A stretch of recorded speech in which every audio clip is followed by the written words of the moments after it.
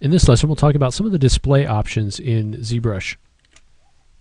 So here is our little worm again. So there are different options here for how we're actually looking at the models on our canvas. We talked about the perspective button. We can add perspective distortion or take that away. We also talked about adding the floor grid. We can also go up into draw, and we can change that, so we can turn off and on perspective. We can also turn the floor off and on. We can change the size of the floor, how many tiles. We can also change the elevation of the floor. We'll talk more about reference images as we go on. We can also change the angle of view of our camera. So if we want to modify that, you can see how that perspective adjusts accordingly. We can also look at the wireframe of our models we talked about earlier. It's going to be under transform, and we can turn on polyframe. There's also a button down here at the bottom of this right shelf for polyframe.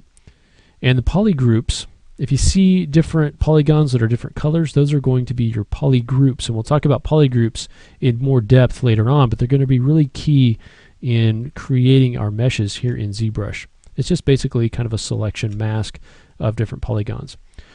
All right, so we can turn that off and on. You can also, by right-clicking, access some of these options in this pop-up, so I can turn those turn that off there.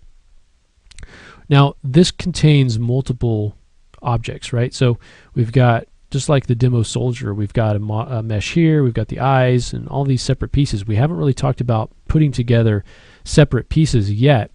We will cover that in much more depth later on.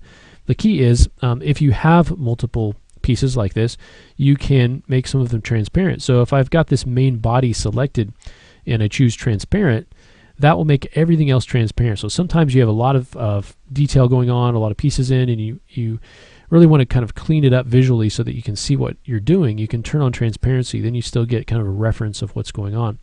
If you want a little bit better indication of where things are, you can turn on ghost transparency, and that'll give you a little bit more of a look of where things are. So you can see if the teeth are in the right spot, you can see how the eyes match up, depending on what tool you have selected.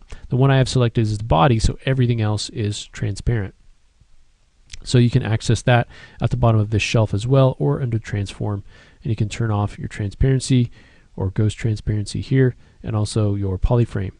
There's also an option called expose here. Let me go in here. Right here, expose view, and Shift X is the hotkey for that. If I hit that, all the different subtools are kind of blown apart so that we can see them. So you can see all the different pieces of your mesh. Now it's just a temporary thing. You can go ahead and hit that, bring those down back together, and that will allow you to kind of, if you have parts of your model and you want to get kind of an exploded view of those, you can take advantage of that. You can also come in here and change the amount, and using this little slider, and you can change the axes as well. Now on a lot of these tools that we're using, and we'll cover this later, but just because we can see it here, you can see this XYZ. One of them's grayed out, one of them's a lighter color. This is just how you're going to select the particular axis that you want whatever tool it is that you're using to actually use. So in this case it's in the X and the Y, but I could turn on Z as well. And so anytime you see these XYZ next to something, that's going to enable you to actually select one or more of those axes to actually use. And also, if you get off of your model a little bit, you can always frame it up back into your canvas. You can also hit F to kind of frame that particular tool that you're looking at. So if you get something that's kind of lost a little bit and you don't know where it is, you can use this button, or you can hit F on your keyboard to kind of frame that up into your canvas. And one other cool thing that you can use as far as the display, and this kind of goes along with working with your reference images, is you can actually turn the entire interface transparent. So if you have something that you want to reference that is on your screen behind your ZBrush interface, just bring up an image from whatever search engine you're using, or you've drawn something and you scanned it in, you can bring that up. And if I go ahead and up here in the top menu right next to the quick save button, you see the see-through slider. So if I turn that up, you can see I've actually just got our website loaded up behind as an example, but if you could have reference images back there, whatever you want, and then if you wanted to kind of make that a little bit more transparent, then I could work in here to match up the reference that we're working with.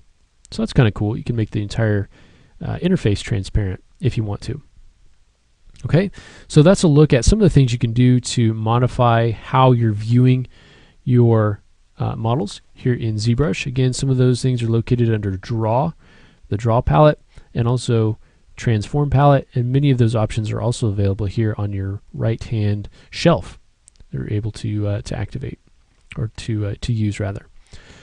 All right, so the next thing that we want to talk about is setting up reference images, so grid reference using grids like this floor to set up reference. So sometimes you'll have models that you want to be able to build from a particular image and you want to be able to match it up.